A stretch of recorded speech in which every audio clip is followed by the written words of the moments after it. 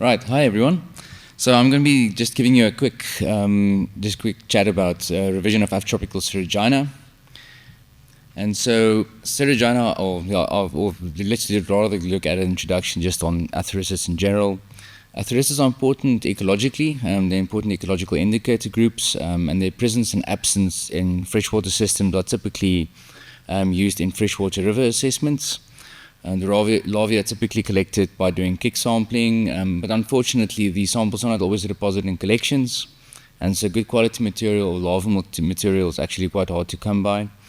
The adults are also quite infrequently sampled, but they're not scarce at all. It's the same as John mentioned earlier in terms of rarity. It's more a sampling artifact. If you're there at the right time of the year, you will always get Athericidae, but if you're a week late, then the adults are gone, you only have larvae left.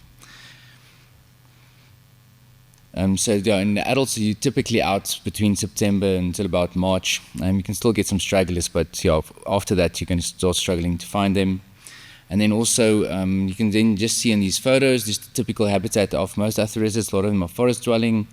You also get some more open areas. We have some up at Nadia's Neck as well. But in terms of Suragina themselves, they're actually more like woodland living, but you do get one or two, not just one or two, actually quite a few species in forests as well. You can just see a video there as well of what the larvae actually looks like. Looks like not like a typical maggot. You can actually see that it's got these spiracles at the back, these long tubes, and so that's usually they're quite distinctive for Athericidae. Now, in terms of Athericidae, where they fit in, they're part of the Tabanomorpha. So they're quite closely related to Tabanidae, the sister group to them. And then, of course, also the Ragionids and Vermilionids are also part of the Tabanomorpha, with the Aureoleptidae, Pelicorhynchidae, and the Bulbamidae not being Afrotropical. The Athericidae are subdivided into two subfamilies, the Daciamatinae, that have a South American and Australian distribution, with the Athericidae on the right there being more cosmopolitan. In terms of just the genera that we get in Africa, you get Suragina, top left there, which I'll be talking about, then Trichocantha and Pachybates, which is two endemic genera in South Africa, in the Cape region, and then Atricops didn't used to occur in South Africa, but we've now recently described a new species and transferred one of the Athericidae species there on the right-hand side into Atricops as well. And so you can see there's still 4 Athericidae species left, and each one of those represent a distinct new genus. So Suragina walker is a cosmopolitan genus. There's currently 7 recognized species, of which 19 are Afrotropical. It was first described as Atherix longipes. That's the first species of Suragina described in Africa, and it's here from Bloemfontein, oddly enough. We don't have any forests, but we did have some woodlands way back. These days, not so much. And Brian Stuckenberg also described them as an invasive tropical element, and you can see that as well in the distribution when I'll show the maps a bit later on.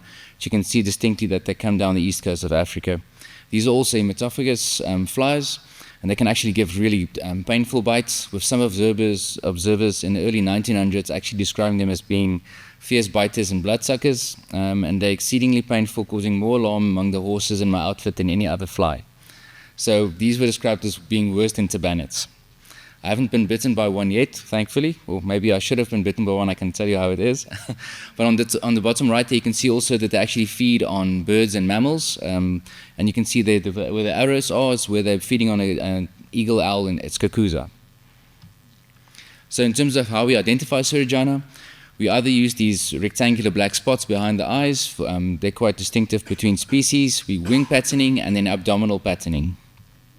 Also, we can look at thoracic patterns on the dorsum, and you can see they're either entirely orange or just yellow sometimes, depending on discoloration, or they have different various sort of infuscations or markings on them with these silver prunescence interspersed in between. And this is quite useful to identify species from externally, as the terminalia can be quite homogeneous. If you're not quite sure what you're looking at, they're not very easy to identify that way. So on the left there, that's what the male terminalia look like, and usually the gonostyle lengths, that's a bit different, or where the ADA eglantines are.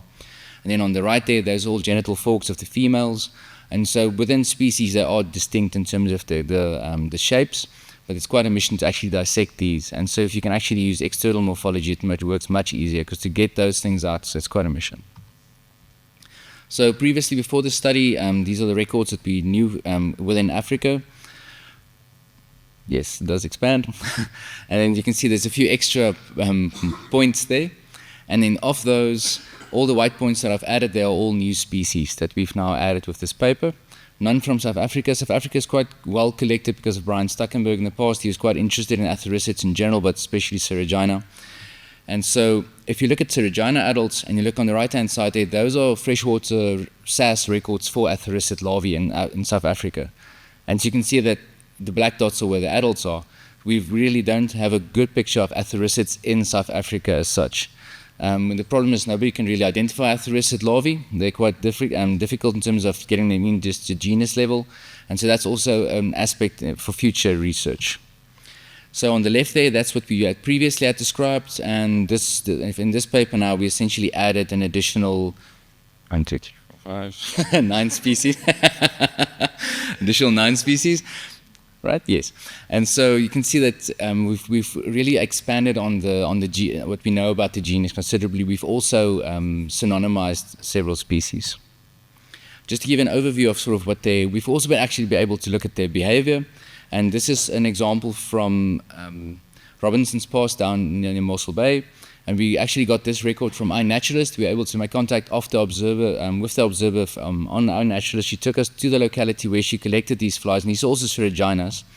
And it's just really interesting because usually these are quite, you don't really see them ovipositing on rocks like this, on that overhang there above like very slow flowing water, very pristine, like typical, like Brian Stuckenberg explained that the water represents a good beer.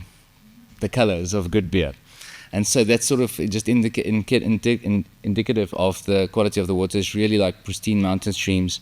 And we also then observed the females actually presenting egg guarding behavior as well. So when one female flies away, then another female would also go and land, and they would keep on protecting the eggs, shooing away other flies.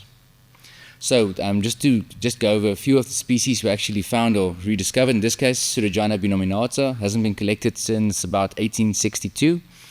And so what happened was it was from Bloemfontein, described from Bloemfontein. You can see there on the left, 1904 flood. That's what Bloemfontein looked like, just probably about less than a kilometer from the museum here in Bloemfontein. After that flood, they decided to brick up the entire river, just so that they never have the same floods again. And on the bottom right there, you can see what bits of it still look like. It's very heavily polluted, and so the fly has never been collected again. What we did do, though, is we were able to get photos of the holotype. The holotype's in quite poor condition. It's at Lund University. And so we were able to compare that to a different species, Suragina bivitata, which we actually found was exactly the same species in terms of externally. Unfortunately, we don't have molecular data for this, but we were able to actually collect additional species in the Western Cape, where I just showed you those photos of. And incidentally, we got some up in Mpumalanga. My daughter got sick. I actually caught one in a window of a pharmacy when we were getting medicine for her while on holiday. And we were able to actually use that material as well in terms of for barcoding, and then also to compare it to specimens in KwaZulu-Natal. And so we were able to determine that these are actually from Western Cape up to Mpumalanga, it's the same species. So they're quite widespread. So additional bivitata specimens that occur all the way up into Malawi. And then you can just to show you sort of, it's not that strange to occur all the way up to Malawi, a single species. Suragina monogramma on the right-hand side there, there's a similar sort of distribution. Then we also got a new species from Madagascar. We didn't collect this ourselves. We got this from Martin Hauser. Very nice of him to provide us additional material of this. And this is a really strange species where it actually has, instead of kidney-shaped post-pedestal and the last segment there on the antennae, this one actually has C-shaped antennae, which is really it's a really weird fly. It's in quite a bad state, unfortunately. This is from long-term malaise trapping, and you can see that it doesn't have any bristles on it anymore. So in terms of descriptions, we really could only describe the female genital fork, and then external coloration will prunescence after we dried it out. So we'd ideally like to get more material. It's not good practice to actually describe specimens which are in bad condition like this. The problem is it's from Madagascar. It's from areas that's heavily being sort of destructive. The forests are being destroyed. And so it's better to actually have a name to a species so that it might aid in conservation. Also, we got 2 species from Melange. These we collected ourselves. And 2 different species, one Friedbergi and other one Melangensis. And so these are quite different. The Friedbergi one occurs lower down on the mountain compared to Melangensis a bit higher up on the mountain. So they don't co-occur as far as we know. And so what we've done so far, this all forms part of my forever ongoing PhD, is we've now completed 2 papers, 2 genera. So we've treated Suragina, and we've also done A. trichops in 2023. So what's left now is to essentially describe the new genera, and then also fix the Atherix issue with the 4 Incerticida species. We've got Nanosuragina on the left there. That's going to be one existing species and 1 additional new species. Whereas Baumeier will be only 3 new species. Rapiromyia is going to be, so far we've reached that 1, it's from Kalkloof area, but it does look like there's actually additional 3 new species from the Drakensberg all along the eastern escarpment of that. But the material's in quite bad state, and we'd ideally like to actually get additional material for molecular work, so you can actually determine whether it's just variation within the species or whether it's actually 4 distinct species. And then Cephanomyia is a Northern Cape endemic. There's about 8 new species there. These occur all the way from Gurries to Beaufort West, but they don't go down into this, down from the Great Escarpment essentially. And they do. It seems that they occur within specific rainfall episodes as well. They don't go below 400 millimeter rainfall per year. And then the last one is Ukachlambamyia, which is also a Drakensberg endemic, 2 species, and it also occurs all the way from Royal Natal down to Lindean's Neck.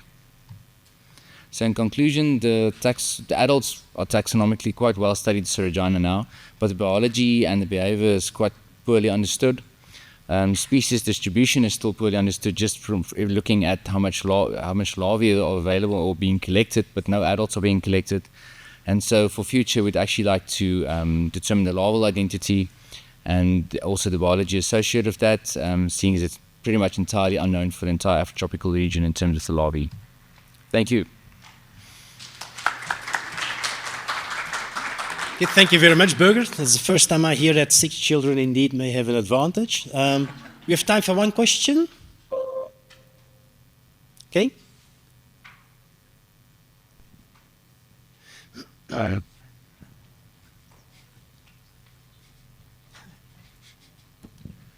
Buddy, since you have access to so much larval material, have you considered doing DNA barcoding on the larvae to actually look at the distribution of the species based on larval? So as we've been collecting adults as well, we've been collecting larvae as well.